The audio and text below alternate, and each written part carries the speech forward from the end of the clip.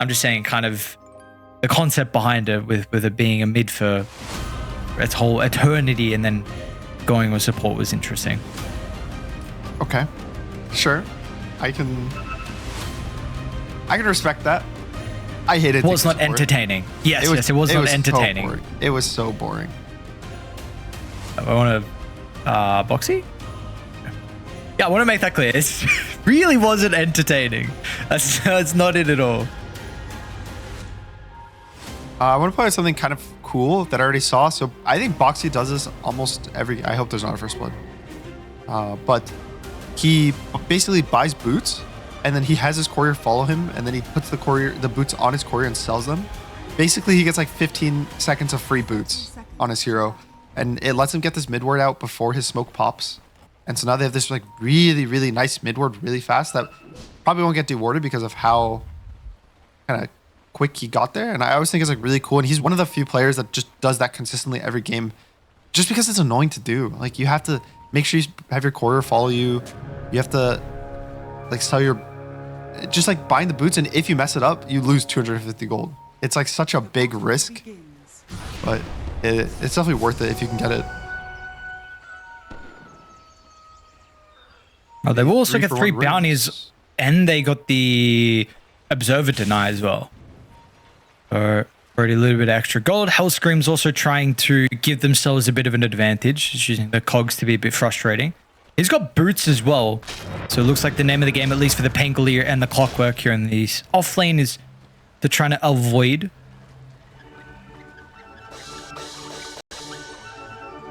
Yeah, I mean, Clockwork did a really nice creep block, I guess, with the cogs, because the creeps will actually aggro the cogs. There's not many things they'll hit before the game starts. Usually they'll ignore heroes, but just placing the cogs, you buy an extra like 7 seconds worth of blocking time. But Tofu was able to kind of counter that with just body blocking the creeps manually. And no, I think Hellscream will be okay. He's got the boots. There's probably not going to be too much aggression in this top lane. It's just going to be a kind of pull fest. When you're playing double melee, especially versus like Warlock in particular, who doesn't deal with pulling that well, all you're going to do is just pull every single wave. Like Hellscream's going to pull this. He pulls by the tower.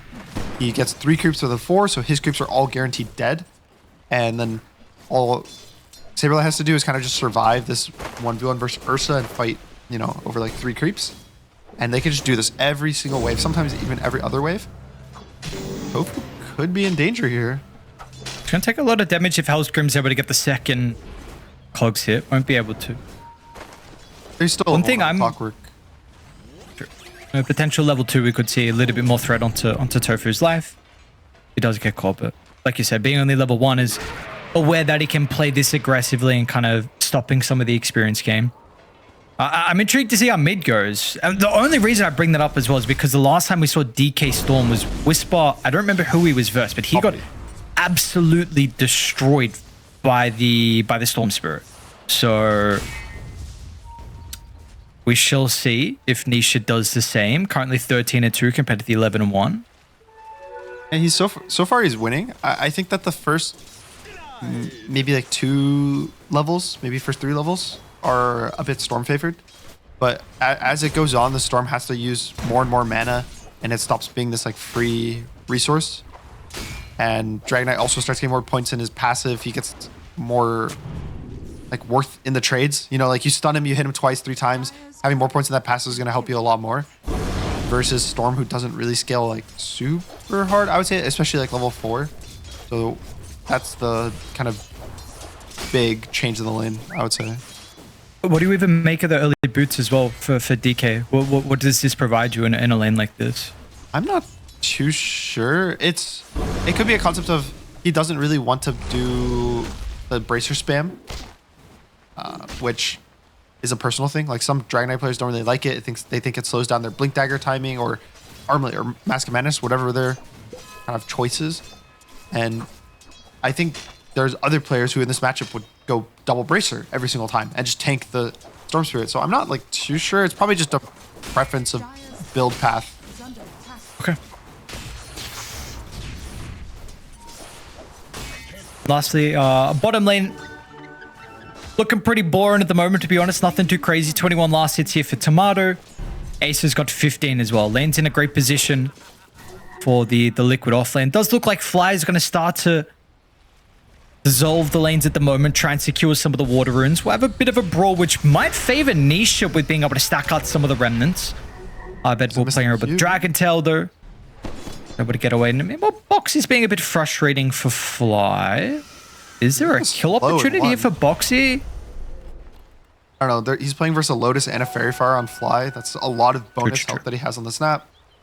And he'll walk away. There could have been kill threat on the Storm if he was able to hit the Scatter Blast, but just off the mark, it's pretty hard to hit the long range ones with this facet. Just because it gets so narrow comparatively. Yeah, I mean, this is scary for Dragonite. This is, I think, one of the reasons why people go Bracer a lot.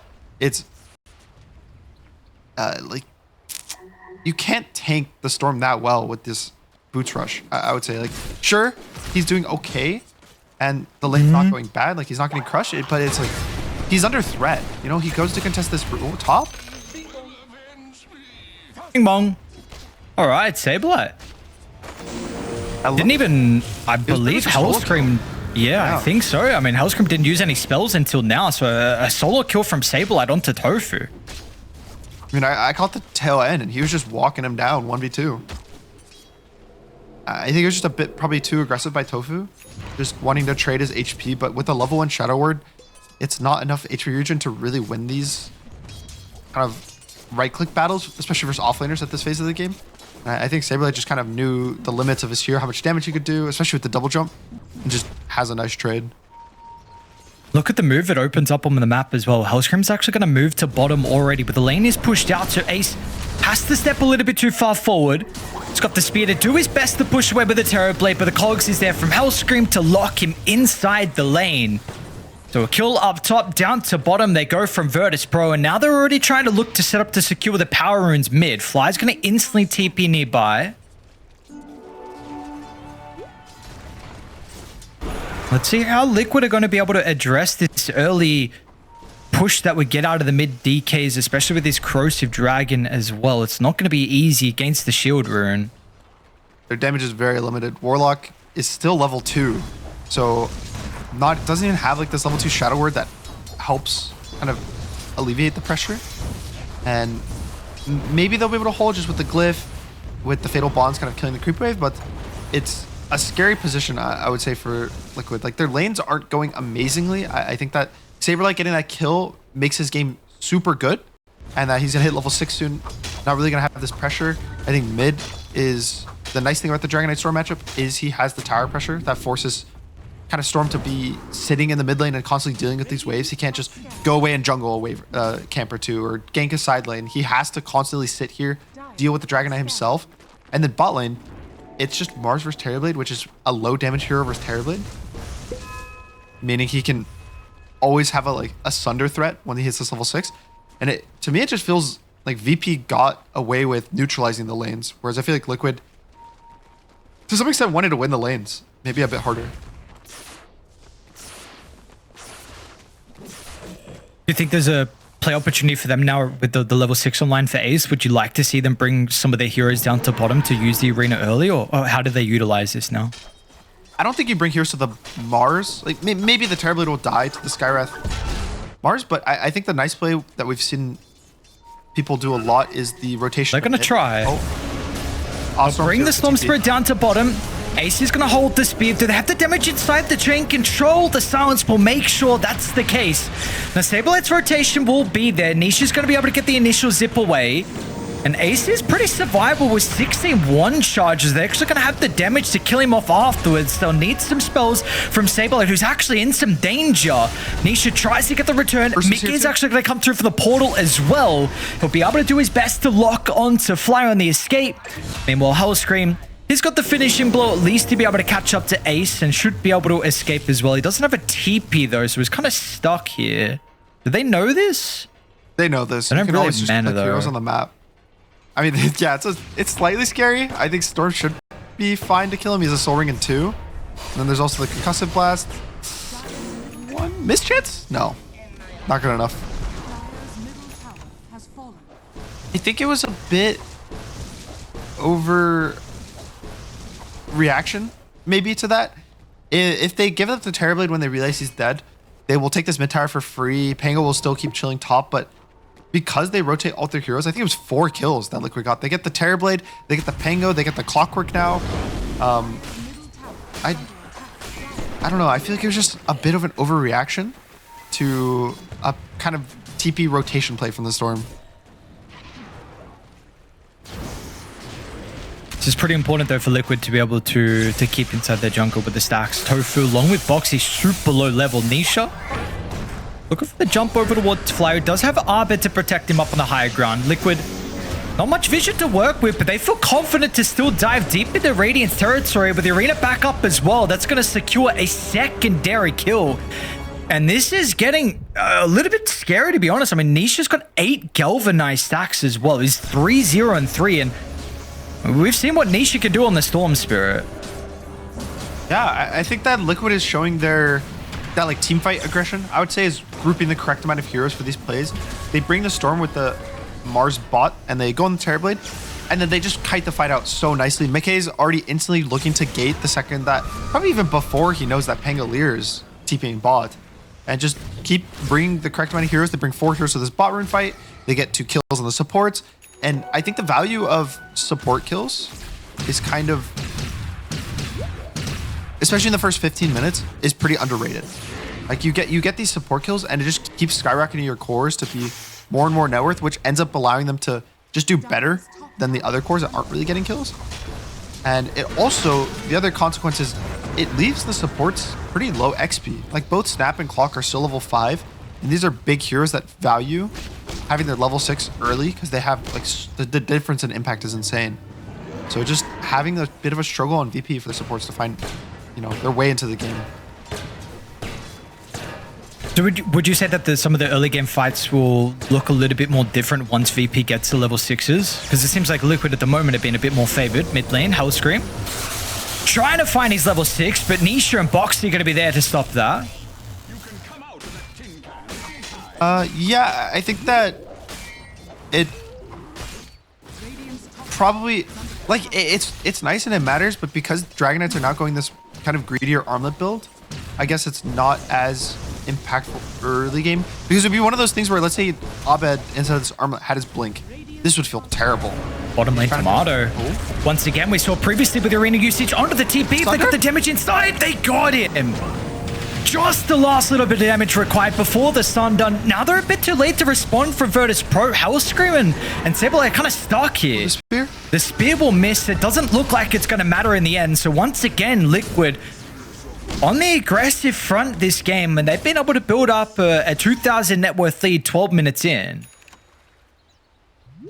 I think that they're just playing so much faster than VP. And it's always VP are spawning to these plays. They're not really making their own. Which is hurting Saberlight a lot. He's playing Pango. You're really strong with a level 6. Like you don't need it. Yeah. Can you be back down bottom? He TP'd again? Yeah, he TP'd straight in, and no one is even remotely close to Tomato. Rock's gonna be used to set up for the spear. Tomato. What was that? Oh, not good at all. And now Nisha's also going to be able to find Fly on the high ground. Virtus.pro forced to move some of their reinforcers down to bottom. But Fly is going to give another galvanized stack over towards Nisha, and Liquid are rolling. What was that TP? I wasn't even looking bot. I was just expecting them to give up the tower. At least maybe you sacrifice a support. Like your Snapfire can go there and die for the wave, or Clockwork dies for his level 6. But Tomato going. I'm kind of speechless. They went from having pretty solid lanes on VP. Like I said, it was like, oh, they're neutralizing the lanes. Liquid wants to win early game, but they're not really getting much done. To top 3 core net worths are all on Liquid. There's a 4K gold lead, and the 2 lanes that were probably doing the best, which was the Terrorblade lane and the Pango lane, they've just struggled to kind of survive. They're looking to continue to snowball the lead. They will get the initial stun of the Mars, which makes it a little bit awkward with the arena. We'll still find the connection.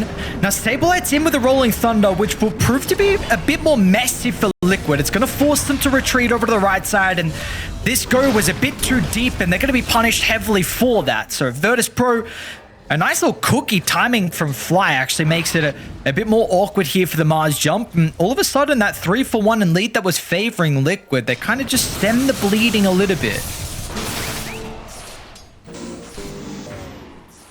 I feel like we've seen the that one cliff in particular area. Like maybe it's not always warded, but having that one cliff area fights always seem really bad. I think it's just a bit too deep for Liquid. That's like a slight misstep. They're going even past the tier 1 mids, so it's so easy for VP to just bring all their heroes there and respond to this fight. But how do I put this? I think that is okay when you make these mistakes when you're being aggressive on the enemy side of the map. Especially when you're pushing in lanes kind of in the lead up to the play. Because even if you're dying on 2-3 heroes, your waves are shoved in. And they don't really get to be the aggressor or take the space from you. It's more of like, okay, we got kills, now we can fix the map. But even then, you know, giving up 3 kills when you're 4k gold ahead never is going to feel good. Given enough gold here for the Blink second item for Arbed, so feeling required this game to go to this stage instead of, you know, the Armlet Mask of Madness that we've been seeing. So we'll not have a way to initiate, because Saberlight's also going Orchid as well, which is going to prove to be a bit of a problem. Yeah, very, very interesting. I mean, we'll see how Niche is going to address this. We brought up previously about this random Manta style that's been coming out on the Storm Spirits. He currently has the Kyra and Sunj into the Lincolns. But first real aggressive move we're going to see from Virtus.pro. This will net themselves a kill onto Tofu. Previously, it's always been Liquid dictating the pace.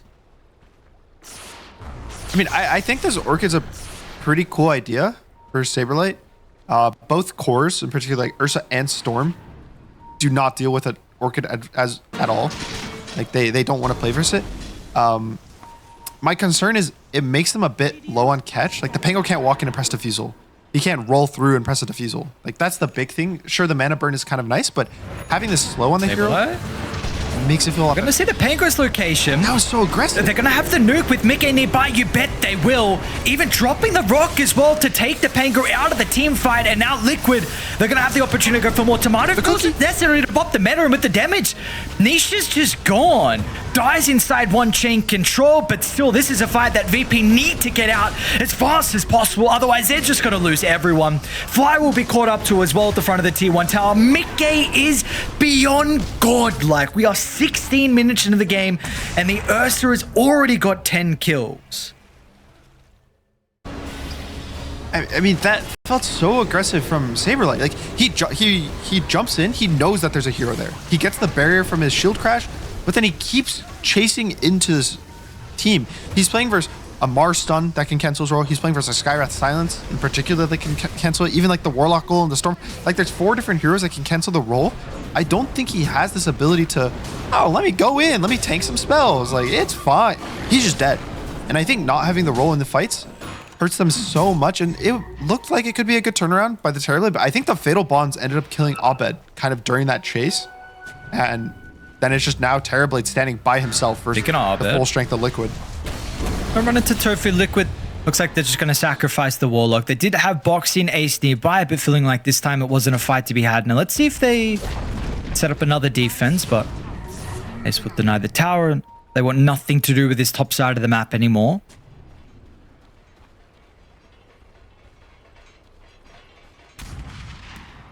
I worry that this Orchid will not scale for the Pango. That, like, when the Ursa gets his BKB, which is going to come out pretty soon, and the Storm, sure, his Lincolns is far, but Lincolns is going to make it suck. Like, your only stuns are going to be Dragonite stun, which won't break the Lincolns. He has no breaks, or Orchid, which also, like, both of them basically have to waste their spells and go on the target at the same time just to be able to lock down the Storm. And then you're still going to be playing into an arena, a Warlock Goal. And there's just so many tools that I think this is the kind of game that Nisha will pop off. And Mickey already is popping off. That it's like, it looks hard for VP when I feel like just a few minutes ago, it felt a pretty even game. They will have to, unfortunately, just get the kill onto Tofu once again, so there won't be rewarded with a much more valuable kill. Nonetheless, though, Tofu's having a puts them in a struggle. position. Yeah. How many deaths? We're up to 6 deaths This on is Tofu. 1 and 6. Yeah. You see everyone else, though. I mean, they're Yeah. chilling. All the cores Those are are the happy. only deaths. Right? Like the score is 11. They have 11 kills on VP. 6 of them are the Warlock. Yeah, that sucks. That he's just kind of getting caught. But I think a lot of it is his pushing of the mid lane.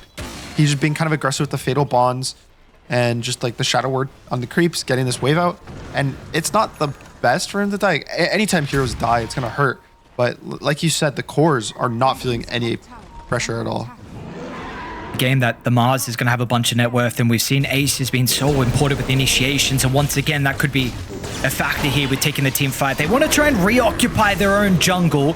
They'll get the kill to Hellscream, and now Fly as well steps into the firing line. The Liquid with the smoke getting 2, and this is going to be able to open up Roshan. And then we got the Tormentor in 30 seconds as well. How do you play the map now on VP? Is this a Tormentor that you're thinking about contesting? Because they will not be able to fight Roche. I would be pretty scared if VP consider contesting this. The Roche is too fast, so the supports won't be alive. I think that if they like go, They're trying. they're going. Hang on a second. Saberlight with the Rolling Thunder Mickey might has be able no to ult. steal with the perfect timing. Mickey's going to be able to activate the Mickey. He got the Ages. No way, dude. Saber, are you serious? Can they get the TP out of the Terrorblade as well if he makes it out? That is a perfect sequence. So they can't fight it. I mean, you were questioning them if this was really the play to be had, but apparently they could steal it. And now Arbit's going to be jumping in over towards Ace. The Kisses will fly out. Hookshot's up in a couple of seconds. It would have been ever so perfect if they had it now, but it looks like they'll still be able to catch up. And now this actually maybe puts them in a position, if they're fast enough, they could get over to the Tormentor, but Mickey is well aware of this, is already here, and takes it out of potential opportunity for them to contest it. You're gonna get out on Liquid, but that was I think that was a pretty scary contest for VP. Like making the call, their supports will 100% not be alive by the time Roche dies. So it's just the cores doing it. I think Tomato did a nice job of scouting the Roche's HP with his illusions, and he's also not sitting them in at the same time. Like it's one at a time, so they don't die to cleave at the same time. And Saberlight just gets the snatch while rolling, and it wasn't even Mickey was stunned. Mickey popped his BKB to guarantee the roll wouldn't really do anything to him while hitting Roshan, and he still gets outclicked by a moving Pango, which is And look how aggressive really they're playing. Look at it try and defend their ward inside Liquid's territory. Hellscream's going to use the hookshot defensively. Nisha will be here to be able to get the catch. They won't stop Fly from getting away, though. So Nisha's up to 14 galvanized stacks. Yeah, and he's getting close to this Lincoln's, which Lincoln's is one of the items that sometimes it feels a bit awkward to buy because it's pretty expensive and the build is not great, but getting that timing feels so good in games like this where there's a very low amount of lockdown that's all single target, like, you know, point and click spells. So for me, that's Liquid's big timing because Nisha's already been doing good. And I think that the linkage is just going to make him unstoppable. And then also Ursa's finishing his Basher. So they are very strong even into this Aegis. I don't think that it was particularly, oh, we got Aegis, we can beat you in the fights. It's more of a, oh, we got Aegis, so now your Storm or Ursa won't just kill our whole team and be invincible.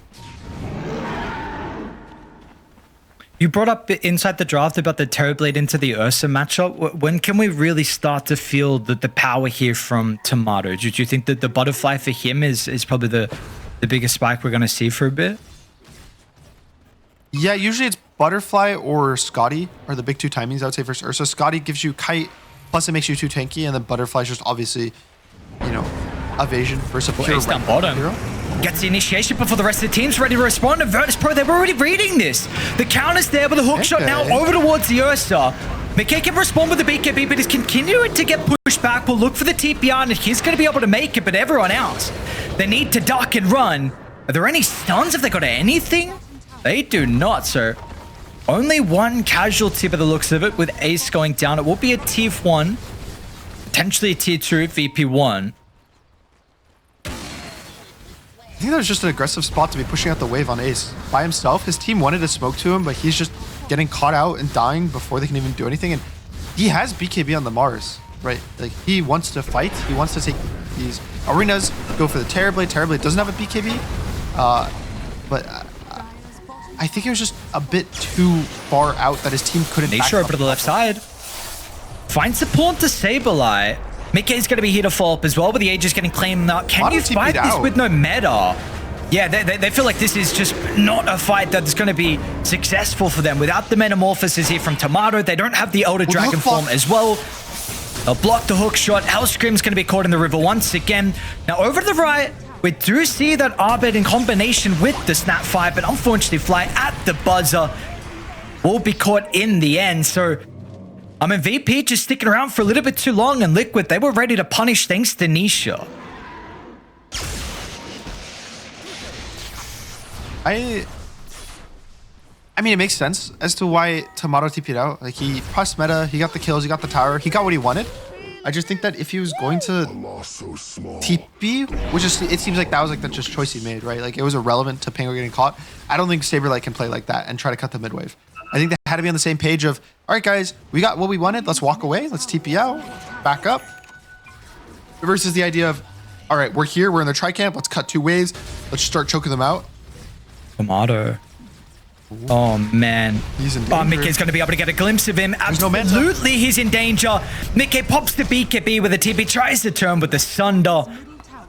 These are some massive kills, and Mickey is just ripping them apart this game, and you need the Terrorblade to be pretty much flawless for the rest of the game with the deficit that he is playing with. Now, VP, they are looking for their own move on the other side, but Nisha and Tofu playing pretty defensively, waiting for everyone else to come through the portal. So the 4-man from VP will back up.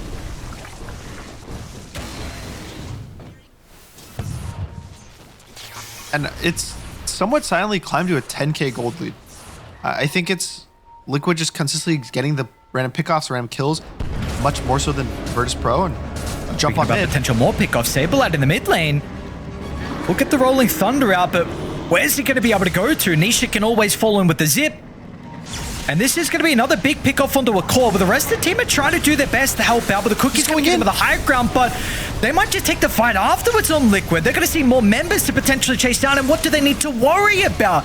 There's no Terrorblade, there's no Rolling Thunder to turn it around.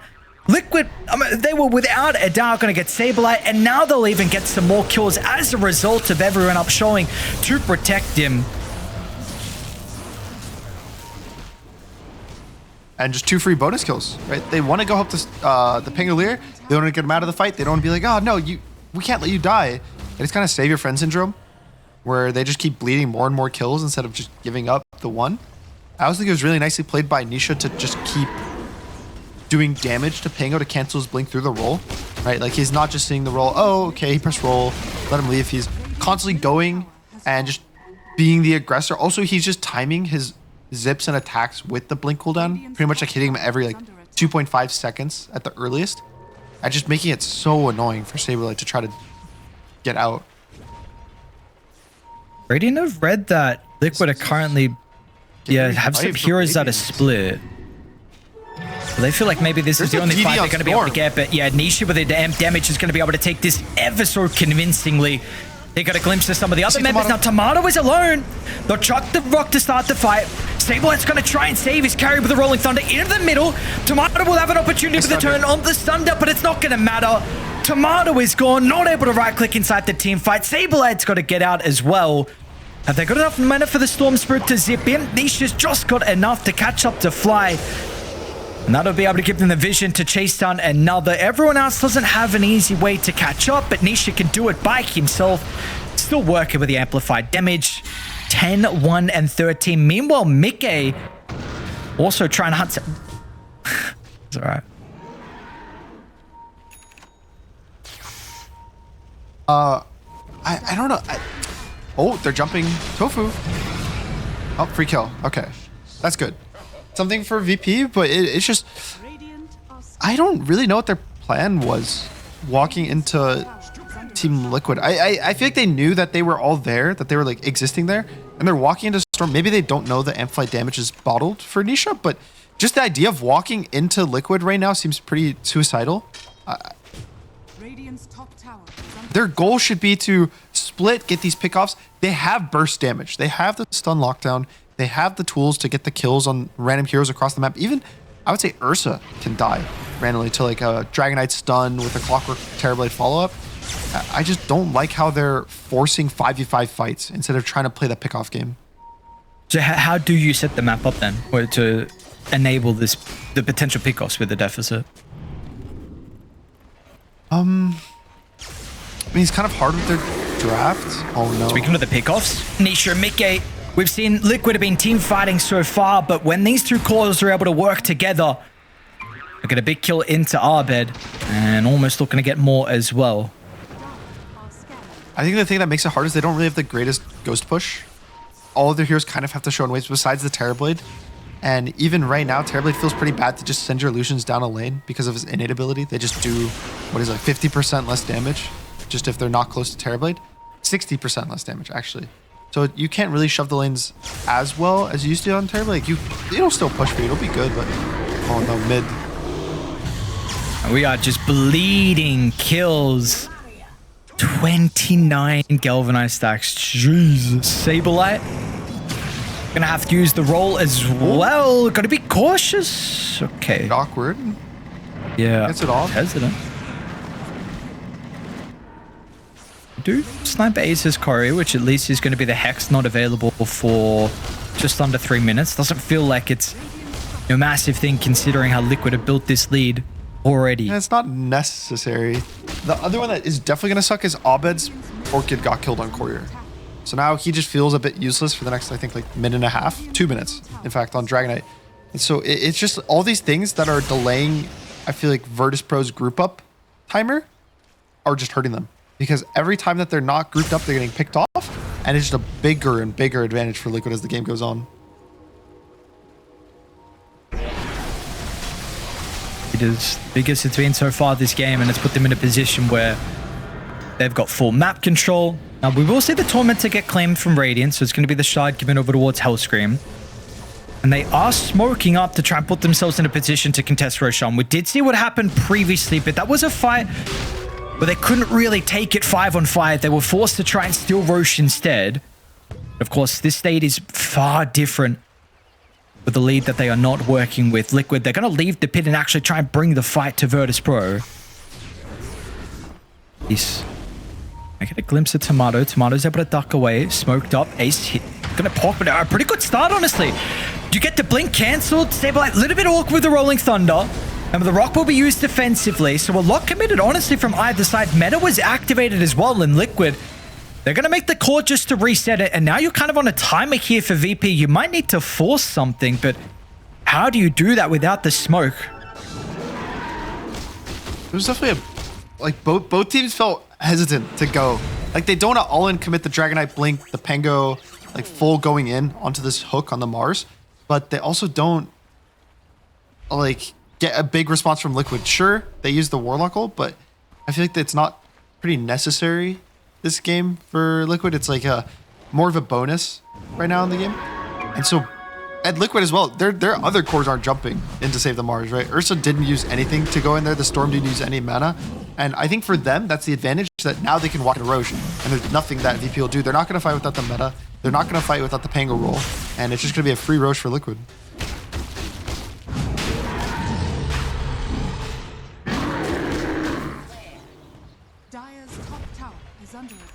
It's like VP now need to be discussing pretty shortly on how a high ground defense is going to be taken for them. Hellscream? And we saw it still previously, but unfortunately will not be able to find it. They were kind of aware something was going on. Boxy was scouting out. Nisha was ready as well. So the Age is going to be claimed. Mickey gets it. We've got the banner to work with now for Liquid. And how do you kind of start to construct a high ground defense from Virtus.pro? Ooh, that's kind of a hard question. Thankfully for them, Ursa's not the greatest high ground pusher. He kind of wants to poke a bit and then get a dive and like get kills. Maybe trade his ult for one kill and then you reset. You still have kind of your BKB. You have your second ult coming up soon. But VP doesn't have the greatest tower defense. I think the way they win this like high ground base fight is bait in Liquid somehow and give Terrorblade a perfect angle to just sit there and do his damage. But I will say that would probably be a pretty big mistake for Liquid to make a Tomato. Saberlight. Saberlight's actually, yeah, the one that's been caught out. And they're trying to make them work for it on the map here from Liquid, but Saberlight, unfortunately, is going to be the sacrifice. So they get the tier 2, a trade that will force Liquid back. And now they can just once again reoccupy the map. They're going to get top shoved in, mid shoved in. See what they want to do afterwards. So you're calling for a fight where you feel like a little bit of an overstep here from Liquid. Tomato's able to somehow be able to right click. Seems like it's a pretty difficult order though when you're going up against some of these spells that are very difficult to make him stand his ground and be in a spot. You can kite him with Arena, right? If Ace wants to use that in an angle to prevent the TB, you've got the Rock as well, which can be a little bit frustrating for Tomato. So that's a difficult defense. I think even more so for me is that the Liquid heroes love doing this chase and kind of like diving. It's really hard for them to go too deep when you're playing Storm, Ursa, even the Mars kind of with the Arena to back you up. And so it's like such a thin margin for VP to feel like, oh, we kited them, now we can turn.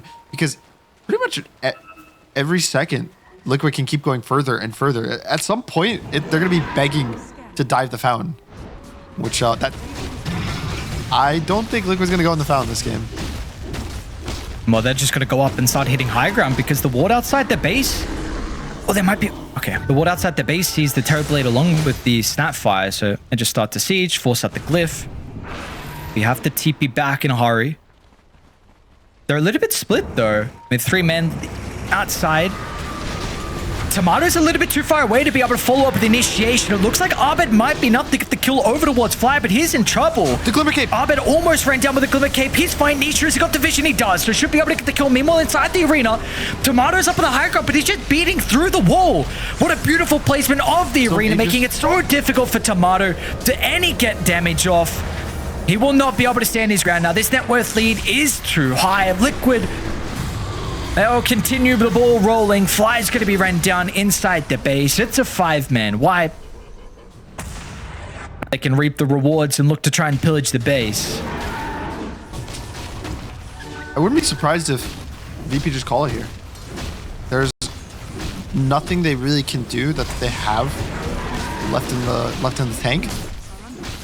And I think also the thing we saw is, Terrorblade's got to do his damage. And I'll give him credit.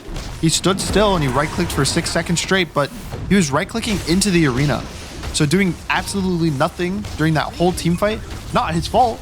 It's just really nice arena placement and positioning by Ace. And then goes down to just Nick A doing absurd amount of damage. And just an absurd score, 15, 0, and 13 on the Ursa. Crazy.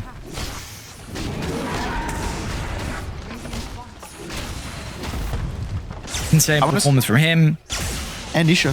I was going to shout out both absolutely. him and Nisha. Nisha's 12, 1, and 20. Both of the cores are definitely stepping up this game. I mean, it's hard to say anyone from Liquid in particular because I think all of them are kind of on their A game today. Even you, Tofu.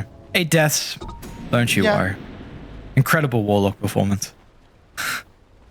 Good deaths. Sometimes deaths are Good deaths. He shoved out the wave, got the information, tanked the ganks. What if instead of him dying on the wave, it was like the Storm, you know? Could be a different game. Sure. Someone's got to die. It's hard to have a perfect game. Like Mickey's racking up some perfect games so far. He's not too bad of a carry. Yeah, I've heard that he's decent. Down the grapevine. It's just some rumors, nothing too crazy. We don't really have evidence to back it up, right? Arbet, bottom. Farming under the ward, and Liquid are beelining it towards this DK. He's going to stick around for another camp respawn, but that will be his demise, unfortunately. And this is an Arbet DK without a buyback, 80 seconds, where Liquid can now go for the finishing blow. I don't know if they go full commit to tier 4s, but they can probably now start setting up their map for Roshan and or top tier 2. The slightly awkward timing, I would say, for them is Roshan's going to move bot in 2 minutes when it's spawning, which it starts spawning in 2 minutes. So they either kind of have to commit to, do we take this tier 2 top now, or do we get Rosh? I think the simple play is hopefully they get the tier 2 within the next 2 minutes, and then they just flip the map again and go play bot. So they kind of have this like small timing window to get kills and get the map before Rosh spawns. Does Nation know? Alright, apparently it does. Might as be keeping TPL. How does he know this? Just a vibe check? He's like, Terrorblade's got to be somewhere around here. He's got region. It's like, why not? Just random zips. Maybe that's what Illusion added. They did, I think, maybe the lane ward as well. Saw him leaving. It's pretty far away, though.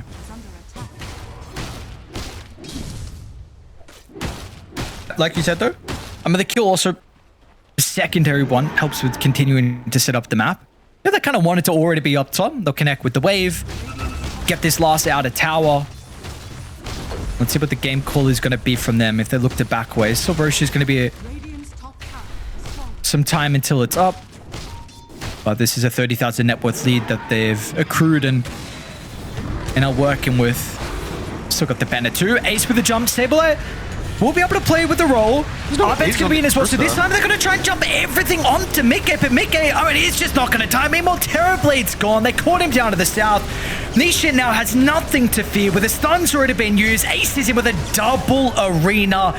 And that is the game ender right there from Liquid. 40 minutes in, but some exceptional team fighting from them from start to finish. Liquid and VP going to go down in 2-0 fashion, or if they'll force us to a deciding third game. Nisha will take a lot of damage. The spear actually connects. Maybe more damage. Is this a lot? No. Is it spring already? Okay, back to base.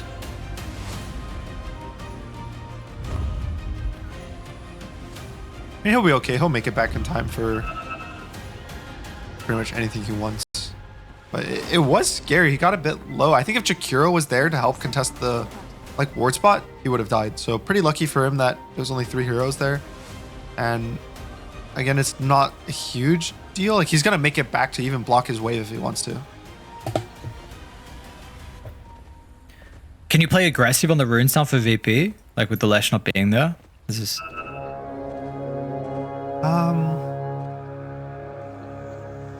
somewhat. But it's not one of those things I think you take the gamble on.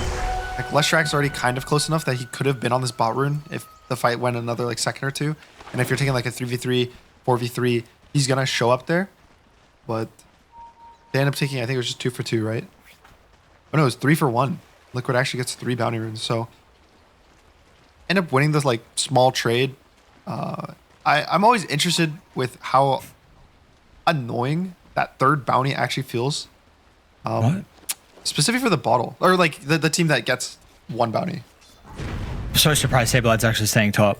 But they saw him with the water. They saw he took the Watcher. He took the Watcher too.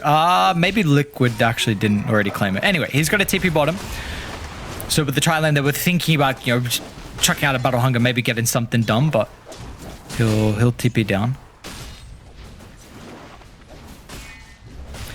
See what the build is going to be for him this game as well. It's got the urn actually currently queued up from Sableye.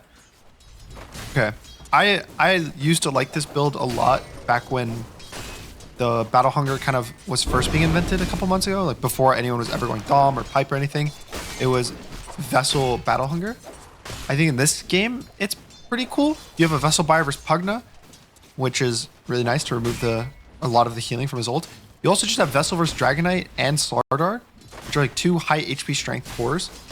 So I think it's nice that he's identifying it to do that instead of going just for the Dom, which I feel like is like the flavor of the month Axe build. And sometimes it's easy to get trapped in the idea of, oh, let me just do the build that I always do every game. Everyone does every game. And Boxy's in a little bit of trouble here. Yeah, has to try and use the snowball to avoid the dual breath, but they're going to be able to run him down. It's actually Fly's damage that will tick him out. So Virtus.pro already off to a much better start in our second game.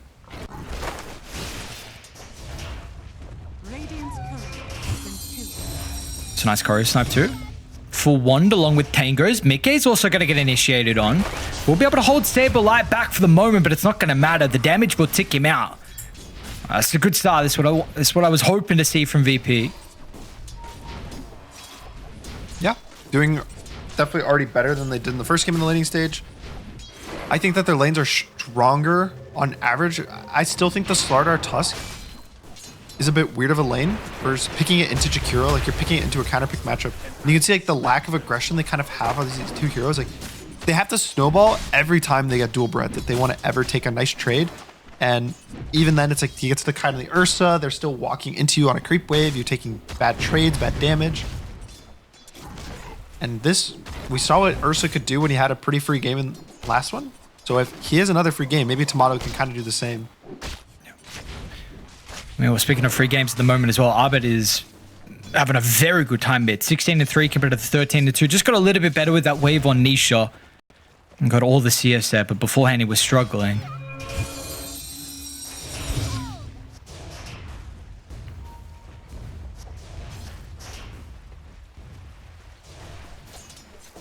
I think we're going to see a lot of bot lane. Okay. And all the lanes. Oh, these side lanes. I mean, VP drops some incredibly strong side lanes, and Mickey's going to be run down as well now. Hellscreen's got two spells to be able to work with. He's got enough mana for another, but it's actually not even going to be necessary. Oh, VP come out the gate swinging. There's no way they dive. They run Tofu down? No. Are you sure? Fly's also killing off Boxy. Tofu, they'll miss on the arts. Even then, he gets a last hit, so he gets the battle hunger. And I mean, I'm still, for me, Boxy's TPing bot. He wants to get some kills. I don't think they saw the TP, but they're pretty low, so I think naturally they're going to be playing it safe and not want to do anything crazy.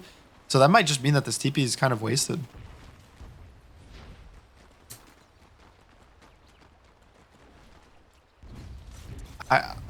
I just am surprised still for the Tusk Jakiro. I think that this top lane is really rough. And in the bot lane, I'm more just surprised with how strong the Axe and the Ringmaster are doing. It looks like they might be under a bit of pressure. They're gonna have the damage for Saberlight. Gets a triple core with Fly rotating. And Radiant being the ones, the aggressors, but Dire's response is going to prove to be too difficult for Liquid. It's another kill for them. Mickey is going to be run down, and Boxy stuck around for such a long time, wasn't able to get any value out of the TP, which means Tomato's completely free farming top lane, and you're now under more threat of Mickey potentially being dived.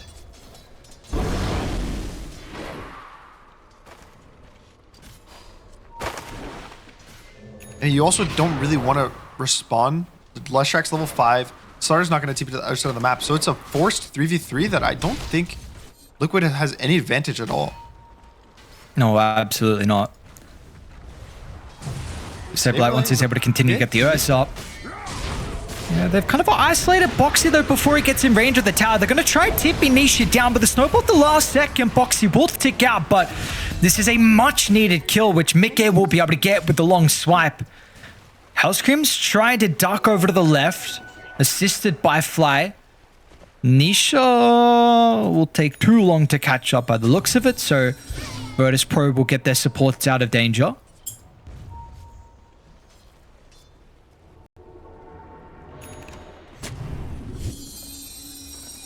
I'm surprised that it's only 6 minutes in the game. I feel like with all the aggression and like plays, it feels like it's longer.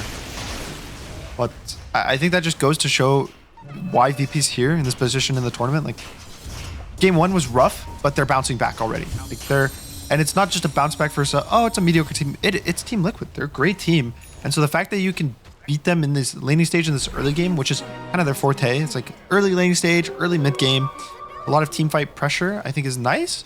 And the next step now for VP is, okay, let me not throw the mid game. Let me not get outnumbered, outgrouped. Sentry drop. They're going to see Arbed. They won't be able to get the stun before the jaunt away, though. It still will give that opportunity to try and swing on over to contest the wisdom. Kind of aggressive. Even Tomato's going to come over the bridge as well. A 4v4 fight to secure it. But the core is going to be layered down to hold them away. AC is trying to stay in range, but the Wisdom will go the favor of Virtus.pro along with the kills as well. They are cooking up a storm here on VP, a 4,000 net worth lead. It's just a massive night and day difference from them.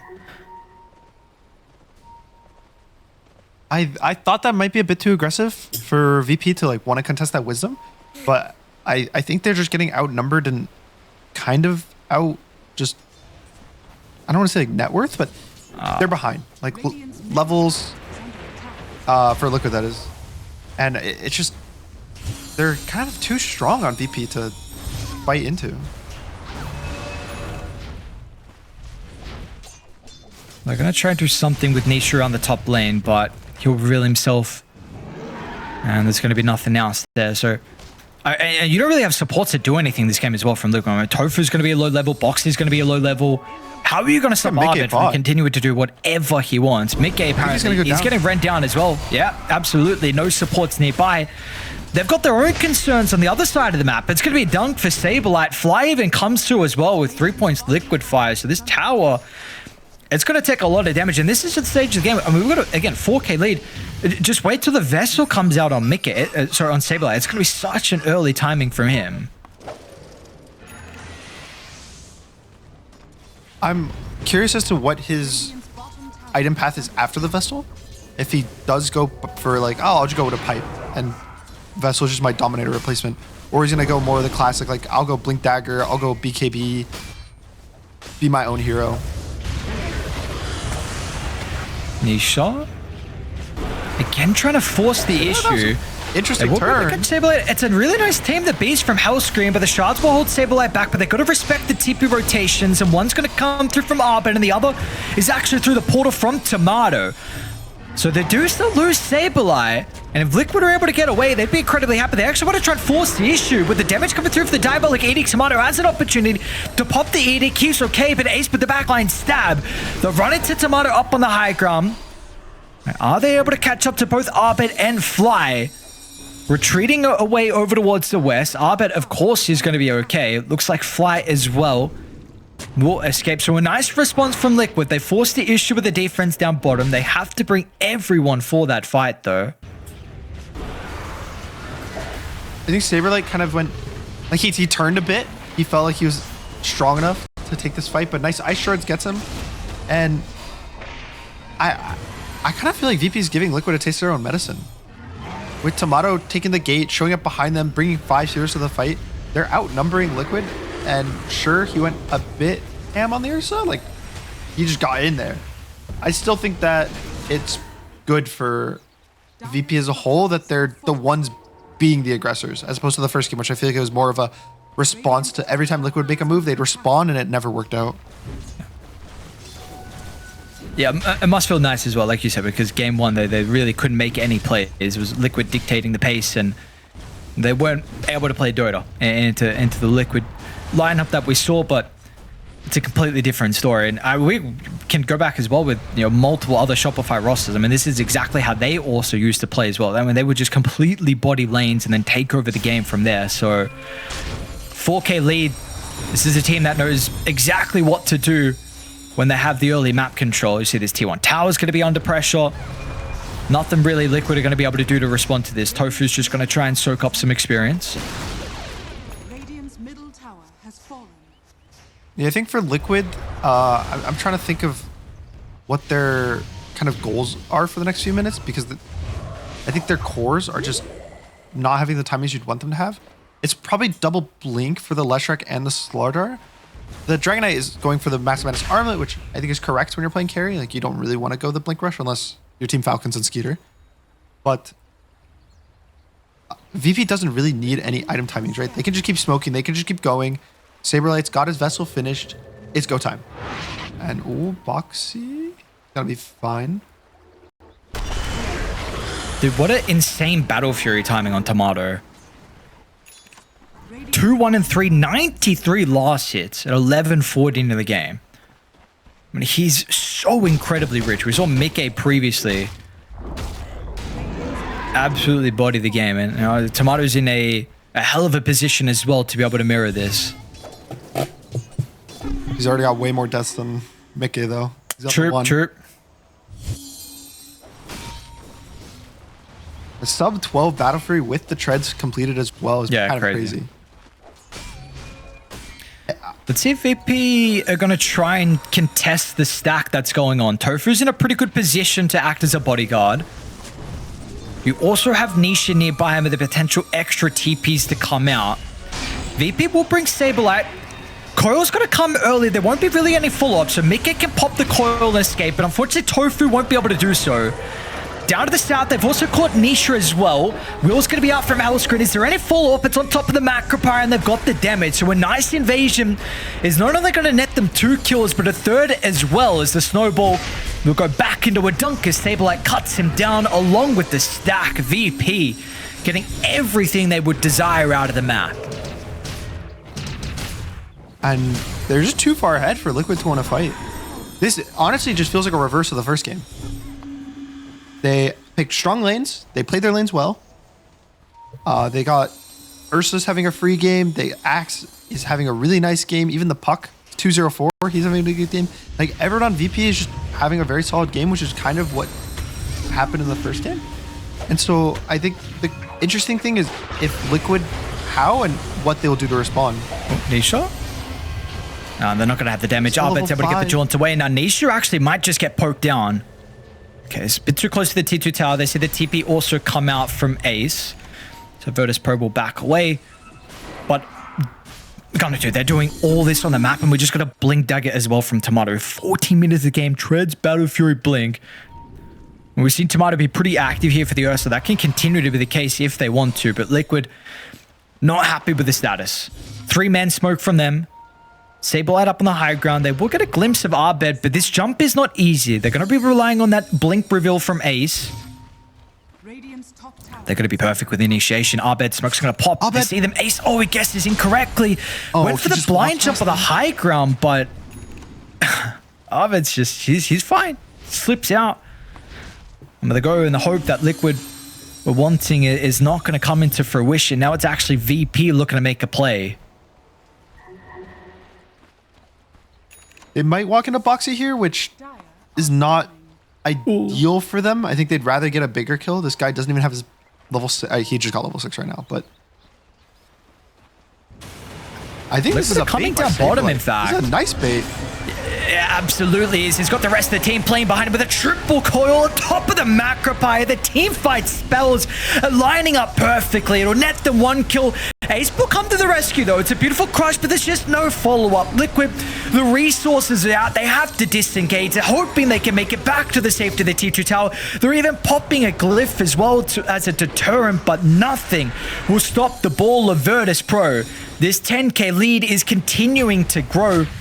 Maybe even a threat of Ace, but he's able to get away. But look at the spells together. I mean, the spell casting from VP this game is just perfect. Yeah, I think every time I see Jakiro with one of these supports that kind of has a bit of control, a bit of team fight, they just pair so nicely. Like, Ringmaster gets the nice, I think it was like a 3-man Tame the Beast into an ult, and then Jakiro just lays down the fire. Now 3-20, only like 16 minutes into the game. It's an 11k gold lead. Ursa is finishing his BKB. He's about 2,000 gold off, which, what? That's gonna be like a 17, like an 18-minute BKB blink Battle Fury on the Ursa. Jesus. Bottom tower is under attack. This is insane timings Tomato's hitting. I feel like I'm struggling to think of options, right, for Liquid. I don't really know what they want to do in terms of map play to kind of deal with VP. They don't have the greatest shove off the map. They don't have like any illusion heroes. They don't have any summons. Their draft, to be honest, revolves heavily around pickoffs and killing heroes between the Dragonite, between the Sardar, between the Tusk. And so the fact that they're so far behind, do they kill heroes? Radiant's middle tower is under attack. If the Dragon, Slardar, and Tusk all jump the same target, I think they die. Especially if the Lesh is there, but it's so much to commit and so much you can lose in a team fight like that.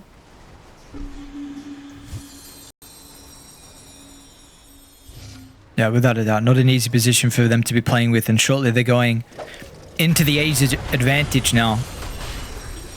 See if it's going to be... Do you prefer Arbit or Tomato holding this? You just give it to Tomato, hope eventually he'll hit buildings. And Okay. worst case scenario, you'll get probably like 2 kills with him holding the edges. I think the puck in theory shouldn't die. I think if at this point, if Abed's gonna die, it's his fault. And I don't see him making the mistakes that'll lead to him dying. When you're playing in a game like this in a puck and you're playing from ahead, like once you got these core items, Blink, Witchblade. Actually, hold that thought. They're doing that. Saber Lights here? Looks like they do. They're going to activate a trap. There's Nisha pops out of the tree line. Once again, the Tame of the Beast and the Will's going to be great for them. They just bait Saber Lady. Will die at the last second. But with everyone being nearby, Ace is still going to try and respond. With him and Mickey playing around hand in hand, they're going to try and do their best to get the kill onto Hellscream, but it's not going to be enough. Ace will be able to duck and run. There's a threat of Tomato. They haven't seen the Ursa for quite some time, and here comes the Bear. Pops out to get the free kill onto the Pugner. And that is going to be all she wrote. Just the net worth lead. It's so hard for them to get anything done. It takes them forever to get the axe kill, and they kind of want to stick around. Like, Ace is jumping in, getting some 2-man stuns, but it's just not enough. But I kind of saw the power of Mickey there. And maybe I'll Speaking of stop Mickey? the power of Mickey. Nope. Absolutely. That health pool's gone in a quick second. Meanwhile, Ace as well is going to try and slither away. Got the ability to catch up to him. Arbed has a haste room. So he himself is speedy enough. And Jesus, this VP... this victory is going to be even more convincing than what we saw from Liquid previously. Yeah, definitely. And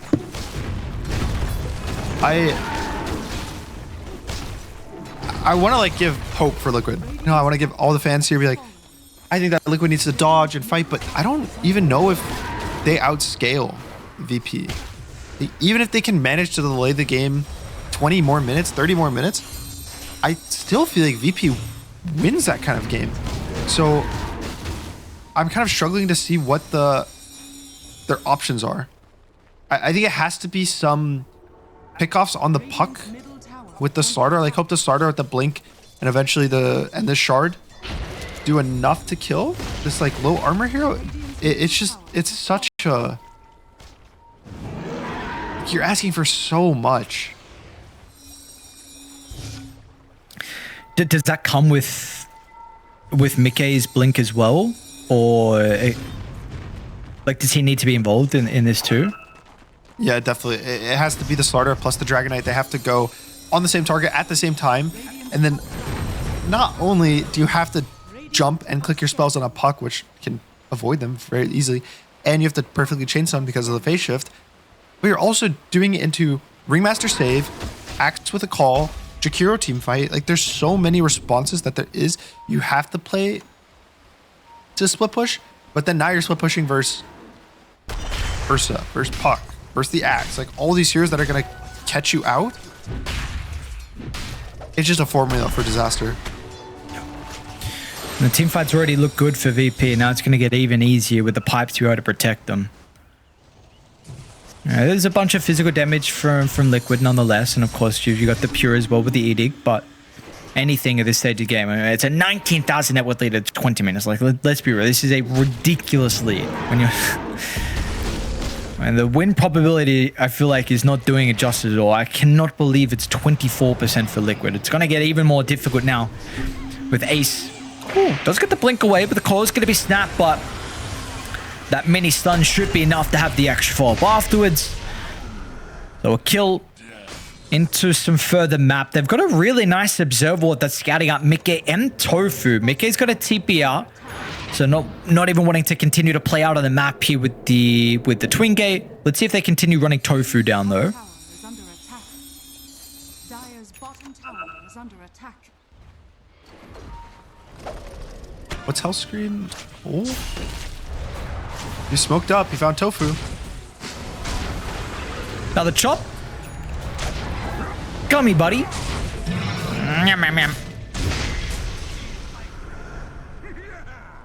What's he up to? 16 Code of Blood.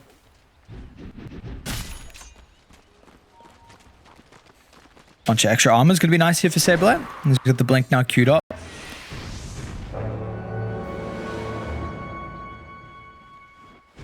Oh boy.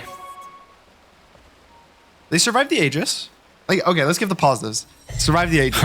Okay. Throne, not dead. It's a good start. Nice. Yeah, that's about Are we it. done there? Yeah, We're done. Okay, there's no more.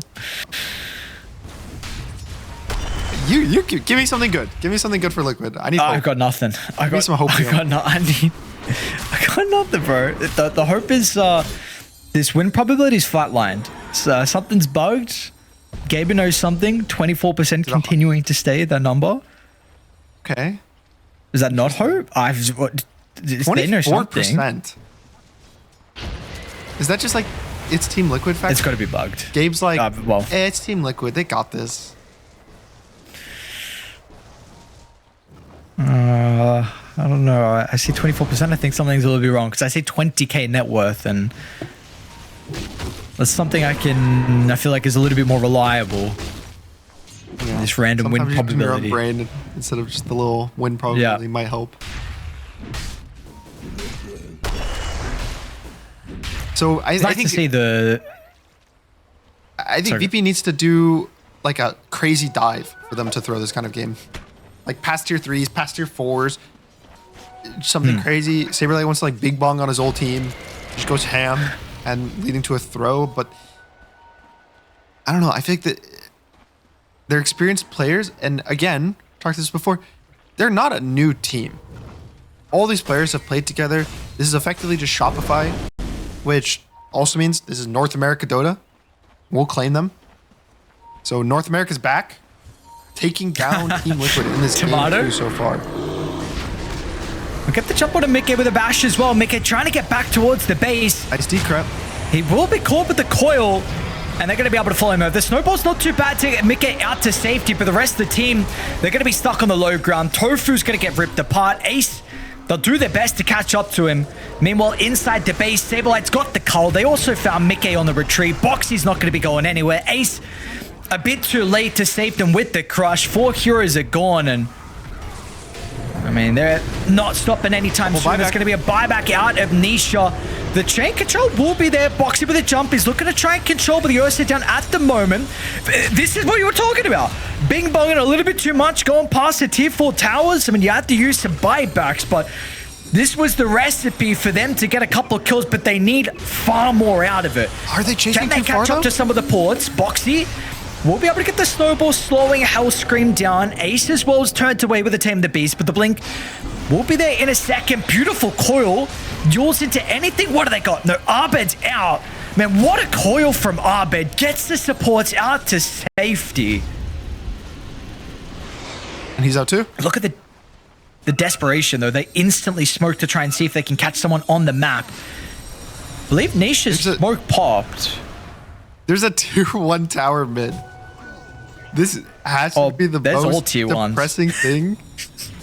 Yeah, oh, every tier 1. Wait, okay, how much building damage has there been? I think, like, yeah, they would have killed 1 tower. If all this damage was combined on 1 tower, they got 1 tier 1 tower's worth of damage at 25 Nice. minutes into the game.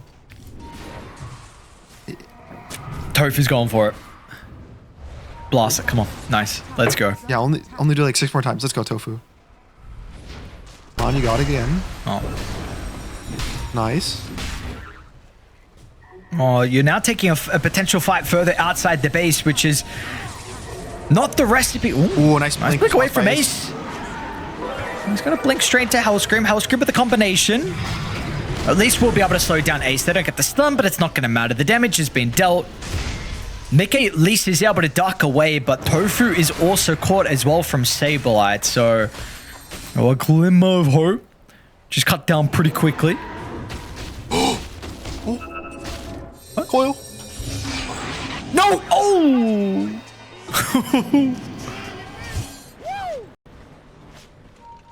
He like, so Abed I think just wanted to farm the camps. He jumped into his orb. Then him and the Dragon Knight looked at each other for a second. He gets the blink off before he gets damaged. And then there he gets the TP off before the coil. So could not have been more lucky for Mickey for him to get out there. And it is space for him to get his BKB. I do think that there is a bunch of physical damage from Liquid between the Slardar and the Dragonite, and buffing physical damage with the Tusk. And I actually think physical damage is one of the better damage types to kind of come back into games. Because usually when you're winning, you don't buy that many armor items. Like if we look at Virtus.pro right now, the only real armor item that got bought outside of Solar Crest is like the Witchblade for Puck. And he's going the Shivas, which, yeah, that might kind of shut down the whole killing him with a physical damage burst. We're done there. Yeah. There. Look, it's really hard to find the solutions when you're down 25,000 gold. Because everything you can think of, you can kind of solve it with money. Fixes all your problems. Yeah, they're kind of rich boys right now. They can do whatever they want on the map. It's been this way not too long after the lanes kind of clashed. Even during the very, lanes. very convincing. Yeah, yep. Death after absolutely. death, both top and bot. Mid was kind of the even lane. I think that Abed was doing a bit better than Nisha, but it wasn't you know, like a dumpstering. I think both of them would have gotten to the mid game fine, but just the side lane Virtus.pro were impressive. Now, well, look, we're going to have to pull something out of the hat with the defense. Banner's going to be laid down. Tofu wants to try and step forward to deal with the banner. The jump's going to be there. A decent amount of damage early on, but they don't have anything to deal with the box. Tomato will pop back out and look to turn it over towards Mickey, with the Abyssal Blade holding him down. Mickey will be able to duck away, but the health pool's not strong. They'll get the finishing kill. And remember, we saw them buy back previously. This is about to be a dieback onto Nisha. Ace will jump in, but that's just an Aegis that's going to be claimed, and a game that's going to be also given over towards Virtus.pro. I would love to see it, honestly, with a night and day difference here. You know, if we're getting into the game, at least specifically the lanes, if we go like a little bit deeper from that than the game as a whole, do you feel like this game is a bit more one-sided, or are we in for finally a close affair between these two teams? Yeah, I think this game is set up to be close. I'm hoping it's not a stomp. I think the first two games were both stomps one way or the other. And ooh, nice dead shot. Can I bet get range off of the crush? No, it was really cute placement, but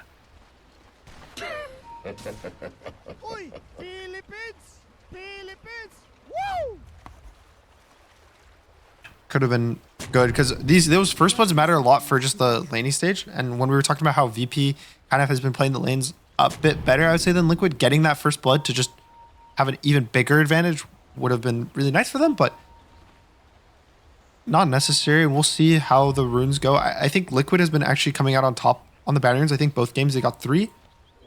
And yep. They might get 3 again, actually. Boxy might still top with a stun. The Lycan's going to get 1. They're going to contest bot, though. Going to be able to get a kill off the back of the contestation. Nice placement once again from Hellscreen's dead shot, but was a bit awkward with the spear. Pushed him all the way away. Connects on the further tree. So a bunch of resources going to be expended from either side, but it will be a 2-for-2 in regards to the bounties. Looks like they're going to try to cut off Tofu from entering the lane. Could he die here? This is really awkward of them. I'll tell you what, though, I like what I'm seeing already from Hellscreen. This is a nice start. The dead shots have looked pretty solid from him. And again, what we heard from Save is like, this is a super difficult hero. Not many people are playing it. But if you've got the confidence and the skill, you can definitely make it work and look incredible on it.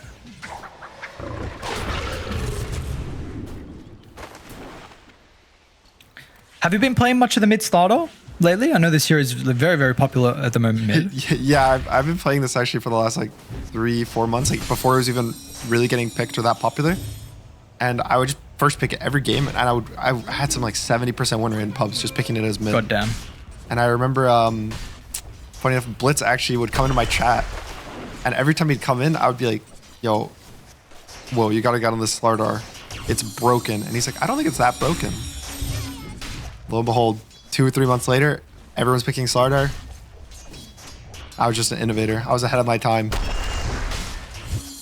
The goddamn. I think the big benefit of the hero is Is under attack.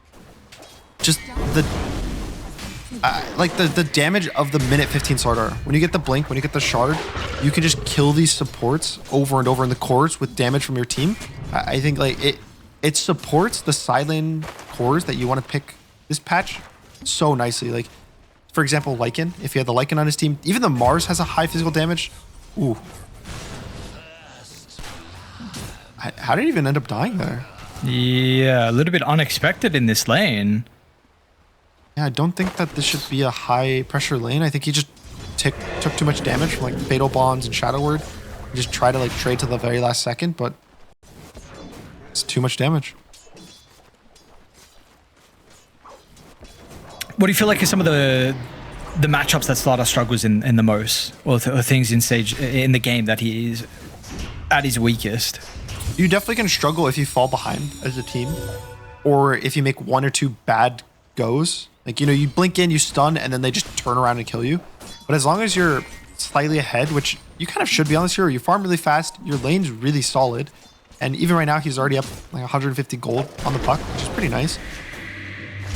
But so fight for the Lotus. Yeah, fighting on top of the calling is going to be a little bit difficult here for Liquid, but it will expire, and now King of the Hill will favor them. They'll pick up the Lotus and push away VP. Saberlight's going to repair some of the damage here with the Salve getting activated. So a lot of stats. Mickey full wand with the triple branch. Tofu's got 4 tangos, so a bunch of regen. We'll see how the side lanes are continuing to going at the moment. Mickey, this is going to be in trouble. Deadshot up in a couple of seconds. They'll give him over the Lotus. He'll be fine. I think these lanes should be chill. Like there shouldn't be kills. I'm still kind of surprised that Boxy ended up going down top, because this is not a lane that VP should be getting away with kills. It's just a very boring laid back lane with a lot of sustain. But getting kills, really nice. They kind of speeds up Abba's timing. He gets into free farm. He's even like, you can see his ability to play behind the tower. He's hitting this guy under his tier 2 tower top. Like he literally doesn't care. That's my concern with the Void 4. I feel like in these situations, it's a low damage hero, and you never really want to contest the carry, especially when you compare it to, what's another melee? Tusk? Like, Tusk provides so much more in these early laning stages that it's a bit worrisome, but definitely the mid game and the catch potential of the hero is really strong. I just don't know if it's worth this weak early game. Speaking of weak, we're going to have to see him try to respond to the movement down to bottom. Fly's going to come through the portal. Boxy will mirror this, but they'll turn to the Ringmaster instead with this point-blank spear from Saberlight. We'll secure the kill to start, but Liquid responds. And even going to try and run Hellscream down, but they've already used their round of spells. Meanwhile, kill. It's a solo kill from Arbed mid lane. Oh my. That was pre-level 6. Usually this matchup is like, you get level 6, Puck has, I think, like 2 armor right now. 4 armor, actually. A lot of buffs. But, you know, that's when you get this massive burst of physical damage. But the fact he's able to kill him level 5, and that's top net worth.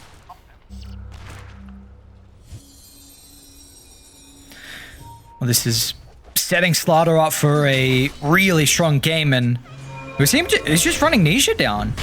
Under the tower, hang on, what's actually going on? No way. Ooh. Man, if the Deadshot actually connected from Hellscream, back-to-back kills would have been so devastating for Nisha in a game like this. But you're saying he actually cannot enter the lane at all. Yeah, this level 6 timing is so rough to play into, as a lot of these, especially the ranged mids. Another matchup I really like Slardar into is Invoker. You just kind of body him the whole laning stage, with, especially when you get level 6, he can't use Forge Spirits, he can't walk up. And Puck's pretty similar, but thankfully, it's a massive for kill. Liquid, they finally get something big. Yeah, you got to get something out of the side lanes when mid is looking as poor as what it is. Another dodge in the dead shot, but this lane is completely secured with the illusion to be able to tank the catapult wave. Boxy gets a nice choreo snipe, but I love how VP are playing around their strongest hero. You know, Arbed with a level 7 now. This tower should without a doubt be dead. Puck's going to go all the way back to base to get the resources back up, but this is going to be a game where you're playing with a disadvantage in the mid lane, and now might make it easier for VP to play aggressive to contest the wisdom. We'll see if Abed wants to come.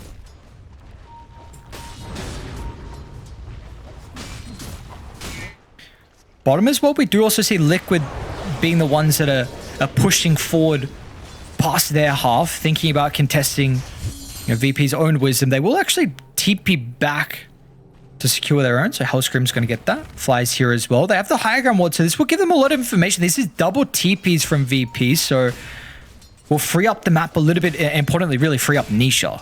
He's going to have some time to be able to get some catch up. I think right now, Liquid kind of is going to hopefully be on the back of Ace when he gets his Dom timing in this level 6. Which he has now. He has both. And they really should try to group up around him. I think I could even see Mickey taking the gate with his level 6 and just trying to pressure this Abba out of the lane. Abba is a really slow farmer, especially when you have to go jungle. So trying to kick him out of the lane, taking this tier 1 top, I think would be really nice for Liquid. It just opens up the map for everyone. It lets Puck feel a little more active. He can come join in the enemy jungle. And I think trying to break down these static lanes is probably going to be in the favor of Liquid.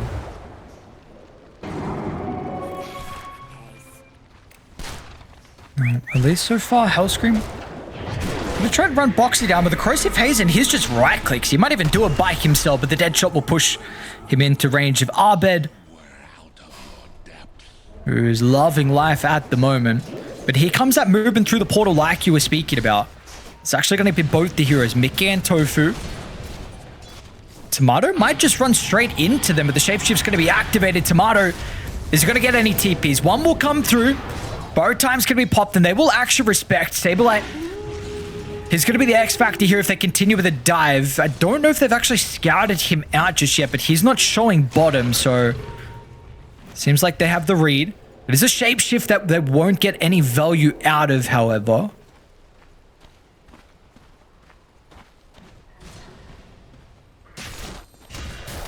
Surprisingly, I think Liquid's kind of bot. Nice remnant on Hellscream. He's gonna give me a kill. I don't think so. Meanwhile, Ace is also getting ran down. Oh, look at the pincer move as well. Abed coming through the river. They're not even going to require the arena for the kill. Nice movement from them. And meanwhile, the timing as well pushes Tomato forward to get some damage into the tower, but that slows down the strongest hero on Liquid. I still feel like it's a big missed opportunity for them to not use this Lycan timing to pressure this top tower. I think even with the Mars is showing up to this lane. I think they kind of recognize for VP like, hey, this is the hero we need to kill. This is the guy we need to pressure. We need to help our Abba have a good lane so he can farm his Radiance. And the difference between Abba pre and post Radiance is like massive. So if you get anything that can kind of speed up that timing, get him that Sacred Relic a bit faster is worthwhile for the team. They will be able to contest the power route. Abed with the blink reveal jumps over towards Tofu's. He got the damage. Nice use of the souvenir. Tofu will leap away. Abed will be able to yoink the invis, but let's see what he's actually going to be able to do with it. Shortly, they'll see him potentially running down bottom. So back to what you were saying around top. Do you feel like Liquid should have forced the issue even like with the Mars TPing in? You wanted to see them still play aggressive? Yeah, I think if they should have probably brought 5 heroes and just did something kind of crazy. I know they kind of stabilized their lanes, both mid or bot and top in particular. Kind of ended up having decent lanes, but it just feels... Can Tomato be here?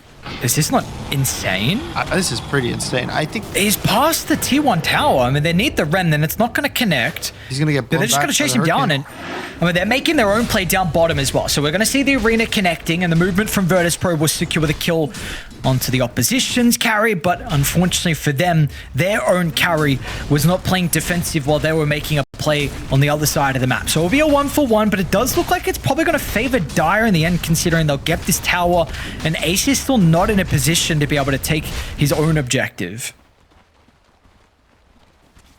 Yeah, the one benefit of where Tomato died is that he was so far down the lane Radiant's bottom that tower has they fallen. don't have the creeps like next to the tower, as opposed to where Mickey died, which was just right in front of his tier 1 tower.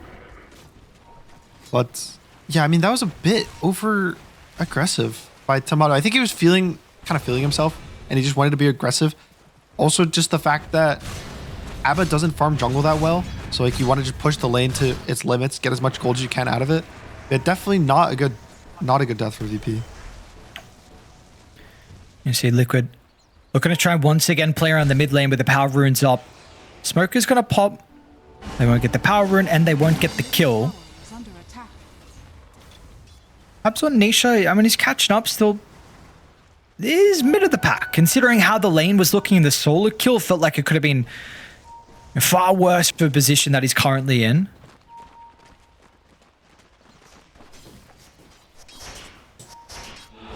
Mid lane, Boxy. Will be able to play around with the dissimulator. So he's going to be able to step out of danger. What are the main things that Nisha has to be worried about this game? I mean, there's a lot he's got to be worried about. The Blink Slardar will pretty much just kill him the second he gets the shard. Mars as well just connects the spear, he's dead. Then you have Deadshot plus the calling from Huerta. There's a lot of random ways that he can get like clipped by one spell, and then it's just chains on chains on chains, and his team doesn't have great save. The Ringmaster. Ooh, he gets out. Dire's middle tower Can you itemize for some of these things? Or unfortunately, it is what it is. Nisha just do Nisha God things. It kind of is what it is. I think versus like Huerta and Mars, I could see an argument for BKB is fine, especially if the Mars might be going like a Yules at some point. But versus Starter, you don't really want a BKB. Dire's middle And you also don't really want an Andisk versus Muerta, just because the silences are going to keep getting applied to you. So it's... I think the best idea is you just pretend that you're the best player in the world, which, you know, I mean, I don't know if Nisha has to pretend, but you just don't really buy a defensive item. You just go Parasma, you go your Blink, you go your Octarine. It's a nice kill. Absolutely. Quietly building up a 2k net worth lead here for Liquid. Top lane, an attempt onto the life of Ace, but the response is going to be there. They tried to drop the rock, everything used to get the like and kill. But a little bit too late from Tofu with the wheel. And now it's just the two supports at the moment. Liquid not bringing the other cores to try and secure the wisdom. And meanwhile, Arbit, he knows this. He's going to be able to jump into the tier 2 tower, but Arbit might have gone a bit too deep here. We're going to get the TP out from Nisha. Nisha will respond. He's got an Arcane Brit as well for the puck, but without the Witchblade, so the damage might be lacking. Tomato's able to run Tofu down, but Mickey's even going to show up as well. But the borrow time's still going to be another stun from Arbit in the middle. Now with the Corrosive Haze, Mickey's in some danger. They're going to have the damage to deal with the DK. They won't have the stun from Nisha. Once again, the Arcane is starting to stack up. He'll snipe down Hellscream. Witchblade is now online. Box is going to be able to catch up. Oh, he misses on the Remnant.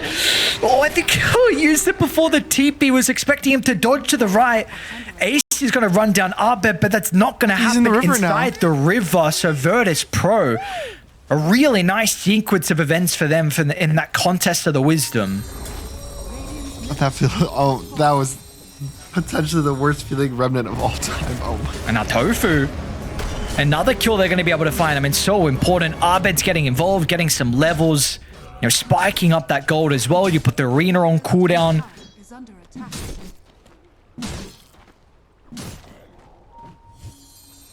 Went for the Mithril Hammer, which it's like he was in that really awkward position where you have like 2,000 gold at 14 minutes. And you're like, oh, another jump. They keep getting jumped around the mid lane. You can't give away these kills. They were up 2k gold. We were talking about like, oh yeah, they're actually getting this net worth advantage. They're getting the lanes, they're getting the gold they need to win this game, and then just bottom, Mickey. Within a minute. Mickey, he's getting ran down. I mean, they're just bleeding kills. They got to stop the hemorrhaging. Tofu's going to try and do his best, and yep, they will respect it. Okay. So not even required of a defensive wheel or even the escape act. They'll just poke and prod VP, forcing some responses, stopping the farming on Lick, because this is just giving so much time to Tomato. This is about to be the Radiance completed for the Abaddon. And he's also pole vaulted himself into the second net worth position. Radiant are scanning. This is also just avoiding that Helm of the Overlord timing that Ace has been wanting to do something with. They'll get a glimpse of the Muerta. They're ever going to drop the coil, unfortunately, for it. So having to commit an ultimate. See what they can do with the 4v5 if they can open up the map now. Tomato's going to TP mid with the Radiance now online. And even Arbor, they're actually going to try and take the team fight. They'll nuke down one to even up the numbers. So with the advantage that Liquid was playing with is not going to be the case anymore. And Arbor, he's just showcasing how truly strong he is at the moment. But they need to respect him. And you got to respect Saberlight as well. Caging the bear. The wolf is locked in. But the rock is used a little bit unnecessary. But why not? You celebrate with some kills and maybe actually even look to Roshan as well. Virtus.pro, these past couple of minutes, a pep in their step, and they're looking to continue with the lead. Yeah, I think now Aegis probably goes to Abed. I don't think Tomato... Usually the Abba will not go this like first Aegis, and you'll just give it to your mid. You're pretty hard to kill in the team fights anyway. And Abed's gonna get a BKB soon. Like he'll have, within the next minute, he'll have Aegis, he'll have a BKB. Oh, Boxy. I'd be able to time it. There's no way, there's no way. Oh. Hard with everyone surrounding him. He got goddamn close. Yeah, I think the cool thing about Void Spirit, I'm pretty sure it still works this way, is you can actually interact with stuff while you're in your W, but only on the center. Really? Because your hero actually exists in the world still directly in the center when you press your W. So like you can pick up runes if you use it. You can pick up Aegis if you use it like that. So it's actually a lot closer. Just due to the fact that Roche was dying while he was on top of it. How fun one used to be wisdom runes back when that was a thing. Like you would contest it, you just do that, grab the wisdom, get out. But now it's like the whole, you know, you gotta like channel it, do the thing where you're standing there. How do you slow down Arbit? I mean, this guy is a massive problem from 6-0 and 7. It's been such an exceptional starter performance. You called it inside the draft, and we're seeing how it's playing out as well. He's got a BKB now, level 13. How do you slow him down now, or is it too late? It's a bit too late to just like stop him completely, but it's probably itemizing armor, getting Solar Crest on one of your supports, just so far away, and you know, every second that you don't have a Solar Crest, this is going to keep happening.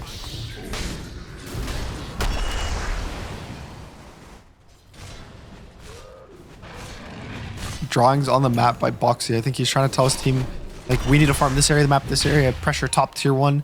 And the story for this game right now, to me, is it's the same as last game, which is there's no tier 1 towers taken. I think a lot of this might go down to that kind of one opportunity. I saw them a lot earlier when Mickey was level 6 and they didn't really choose to rotate him top. I think that's what's given Tomato such a free game. That's what's kind of made Ace hard to feel like he's had impact. Oh, nice scan. Look at this scan. They're smoking down the bottom, but they've got such a great read of exactly where Ace is. He's going to try and send the summons forward, but Ace hasn't left just yet. They get a glimpse of him. He will activate the shapeshift, but once again, what is the Lycan going to do when the walls surround him? And finally, a tower's going to drop. He'll also be able to keep his Helm of the Overlord creep by the looks of it, but these are just deaths that are really, really starting to hurt. 4K lead. It's going to be about a 6K gold lead with the Tormentor going down top. And they catch the Dom creep bot too. So that's another 250 gold going to Saberlight. Oh, wait, they gave up on Tormentor. Or I think they're kind of struggling. They're fine. A bit awkward for Boxy. TP cancel. It's alright, he's fine. He's got a top wave that he can play around.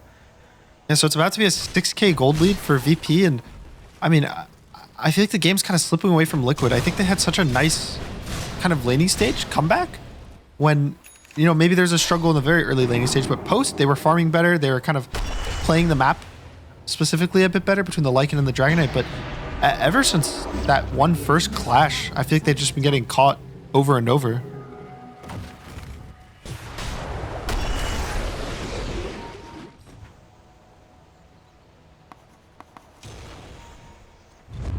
So I haven't really seen any. Bot lane's the choice right now. So they're all going to gate. They're going to play behind the Abba. There's a smoke for Liquid, which is kind of surprising as to why they're like what they want to accomplish with the smoke. I think they thought about smoking. They see the Abba bot. They're like, oh, we can't kill this guy with Aegis. But now the smoke is potentially exposing Mickey if he chooses like to stay in this jungle area.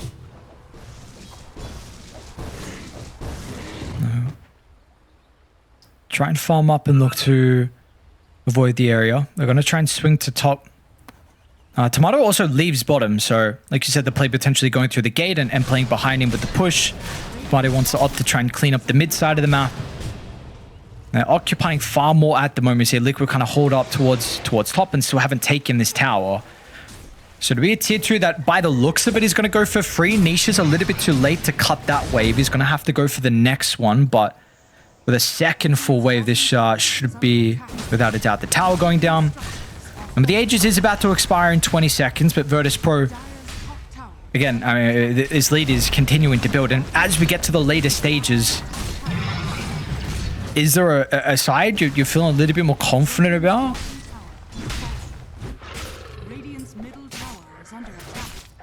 I really like VP's draft just because I think I value the Slardar really heavily in this kind of game. Even the Lycan matchup for Slardar feels really good. There's a lot of attack speed slow. You get like 35 attack speed slow, which is pretty nice. If they maybe get a Shiva's on the Mars, or even the Slardar might choose to go as Shiva's, he'll kind of lose his impact on the Lycan. And I just think that they kind of scale a bit better, even with the support duo. Oh, where did Tofu go? Oh, he's got armlet on Sableye. Wait, what? What year? That's so interesting. I mean, these used to be the build, but that was back when Armlet was broken. Yeah. Like it was every offlaner was buying Armlet. That was, I actually like that time personally. I kind of miss it. Armlet's such a fun item.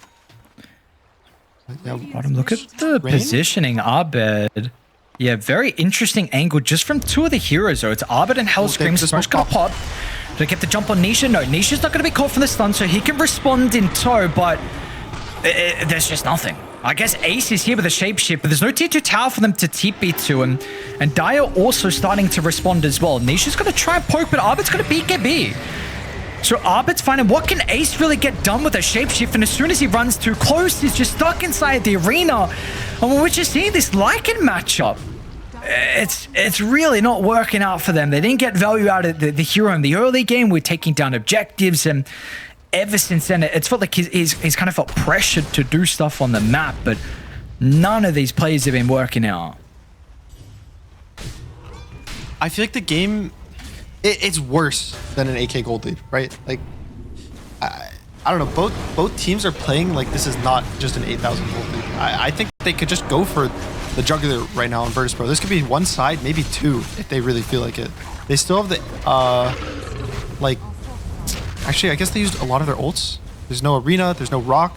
So maybe it's a bit too aggressive to just like force this very heavily, but maybe Tomato feels strong enough. Let's see if their read is actually the right one here. Just a little bit of poking, see if they can force some reactions out of Dire, but you've got to be cautious where the reactions come. It's going to be Abed jumping in and nuking down the Ringmaster, but they might be able to get Abed. Abed's gone. The spear's going to connect out of the park with a chain control. They brought down Nisha as well. Over towards their left. Muerta's pushing them further back inside the base. Box is going to be able to get the Astral Step away as well. Meanwhile, Mickey activates the BKB, but he hasn't been able to lock onto anyone. Tomato will present to target for him, but Tomato's still got the borrowed time. This is not the person you want to try and be running down. And in the end, Liquid, I mean, look, honestly, not too bad. Somehow they blew Abed up, but 3 heroes drop. You have to get the buyback out of Boxy, and it's still another fight that doesn't even come close to going their way. I think it was a bit too far of a jump for Abed. I don't know if his BKB was cooldown or he wasn't able to get it off, but that was like the one way they could lose, right? It's like you dive past the tier 3, you try to stun, you get these kills, and I guess he traded himself with a Ringmaster, but that's not what you really want to see. And his BKB was cooldown from the previous engagement in the jungle, and I don't know, it's like if your BKB is cooldown, is that really worth doing this aggressive jump in? I think I would have preferred him just to play it chill, let the Abba do everything for you. Oh, That was quick. die back on a boxy. Dire are scanning. I'm seeing Nisha's got to pull some crazy stuff out of the hat this game, but like you were saying, there's just so many random things that he needs to be worried about. Like as soon as that he speed did end up connected going on the him. build. He went Parasma, so he's just like the pure damage build. He's gonna go back for Shivas now, which I think is nice, but he bought as much damage as he could buy with his first item. Radiant are scanning. Tomato. Okay. I mean, Mickey as well is looking for as much damage as he's going to be able to get at this stage with the crit stick into the Daedalus queued up. Which of that item's going to come a little bit too late by the looks of it for them to be able to contest with it around Roche. This AC is not bad to help against all the right click damage and the minus armor on our bed. We'll see how they can put themselves in a position to try and contest this top side of the map. They'll be too late to defend the T2 tower, but Roche is really going to be the important thing. Tower is under attack. Radiant's top tower has fallen. It's a pretty fast Roche bomb too. It's gonna be up in 20 seconds. They're already controlling the top side of the map, which is where it is. Oh, but wait there, 12 seconds. Radiant's Don't run top away. tower is under attack. It might. No, they should trade 1-for-1 Wisdom Runes. Oh, they're so unlucky. Never mind. See, Bottom tower is under attack. he walked away as it spawned. Sure. He's going back in now. I mean, we're hyping it up, but it was. Oh That's no, sick, they lost bro. 20 seconds. Oh no. Can you give this up on Liquid, or do you feel like this is a must contest? Can I answer both? I don't know if that. I don't know what to make of that. Then I think that it's a must give, but Oh, VP, they're coming out of the base. They're going to be able to get the initiation. fight Quick them and easy outside kill the over base. towards Tofu. Now they've also got the arena down to the south as well. Sablehead caught Mickey. Good Stuck damage. inside. Forced the man fight. Is he actually going to be able to win this once they have the corrosive haze and the rock? Mickey's BKB is going to be chain controlled over to the right side. There's a silence as well onto Park. A speed connects. Down goes Nisha, and everyone else is shortly going to follow. Ace is just running around in circles. There's Nice just nothing headshot. the like can get done. VP coming into these series without a doubt were the underdogs. But by the looks of it, they have put themselves in absolute prime position. 15,000 net worth lead, a full set of barracks, sprays on the ground as well. Sableye with his revenge is going to look for a second full set of barracks top. They don't even care about the Roche. They want the objectives inside the base. I think you can't force this fight outside of your base. It was a good call. VPs, they kind of hit the Roche, but they stopped the second that they know Liquid wants to contest. Oh, And he killed his Bloodthorn. I think he's gonna pay for it get though. away.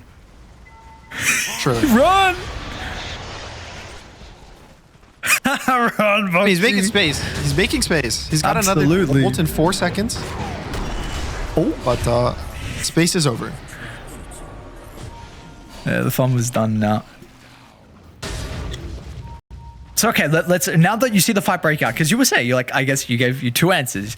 You want to see them contest, you don't want to see them contest, and now you're saying you're taking the fight out at the base. So now, do you have more of an answer? Is it okay, absolutely, we didn't want to see them contest that Roche? I think the situation was, if they gave up that Roche, it's GG. But fighting outside the Roche pit is a terrible situation for them. Okay, so it's was just kind of- rough. Yeah, it was one of those things where we can't fight the Roche, but we also can't give them Aegis, which is why they made the call. They're like, we have to find a way to fight this Roche. And they do the smoke. It's just... Dire Are they going to get there in It's- time? and they're doing it again. Nice scan. It's going to be pretty close. But it looks like Roche is going to go down just before they're getting range in. We'll be able to get the jump over towards Sable over the right side, but look at everyone else jumping to protect him. The arena will protect. If they can get a kill, Snowball, it's going to get the He's bonus so help back. tanky, Mickey though. can't And he's the even win the Satanic. man fight. The DK doesn't have enough, but Nisha's doing Nisha things. Dire's health pool is starting to fall. The puck spells are starting to stack up. 2 heroes have been killed off, but Anisha has to be concerned about the Abaddon running him down. The extra fob control is not going to be there. So Liquid take a pretty decent fight in the end. 2 for 1 into the ages.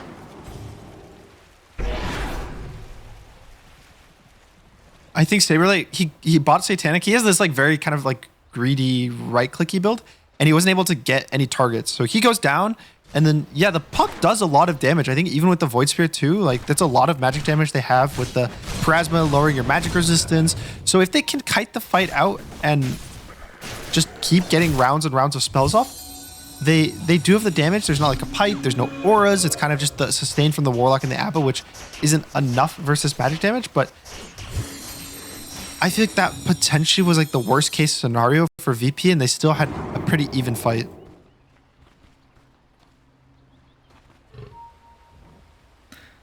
This is 16k net worth lead's gonna help out when you get these worst case scenarios. This you would hope for the lead to be able to make these trades at least somewhat okay for them. Now, got time to be able to get back out of the map, get the Tormentor. Actually, it's gonna go over towards Fly. Radiant are scanning.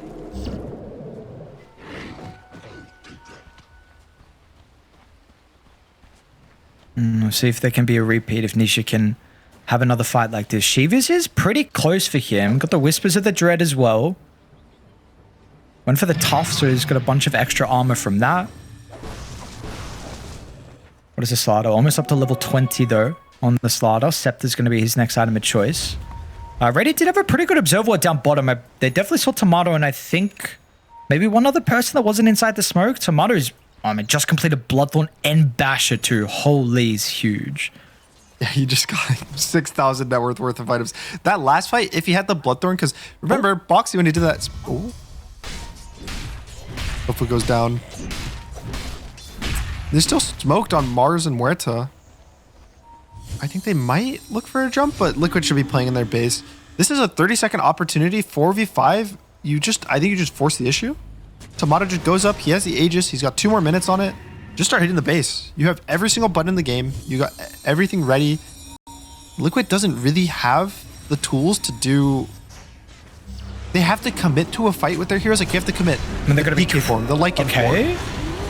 Is that an opportunity with the Arped jumping in? They get the coil as well. In and out goes Boxy, trying to force some reactions, but you still don't have Tofu. So that's coil now on cooldown for this defense that is surely about to come.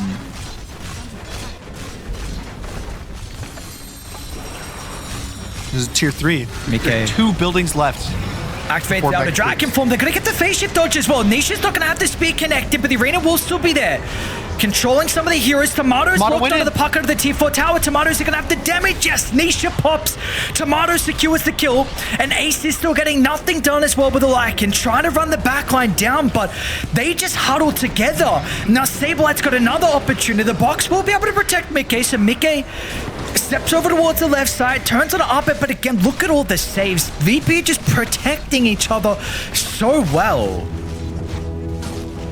That Mega Creeps and no puck for 50 seconds with no buy. This is such a hard defense now. And the DK form, he's got about like 15 seconds left on it. He has to get so much work done. There's no Aegis, there's no Abel. There's like a small window they can maybe burst Tomato, but it's so hard to get the damage done. And if you step a little bit too close, it's always going to be Arbed to jump. Boxy misses. They miss out on both the spells. So Boxy trying to make some space, but everyone pretty much is just right-clicking the tower. They know there's a window of 20 seconds. There's no glyph as well. Liquid, it's now or never on the defense. Someone's got to go in, but without the shapeshift, without the Elder Dragon form, it would be a miracle of a fight that they could somehow win, and that is not going to be the case. Virtus.pro will upset Liquid in 2-1 fashion. What a performance from them.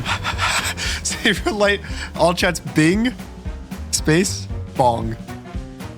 And now just a lot of bing bongs being dropped by him in all chat.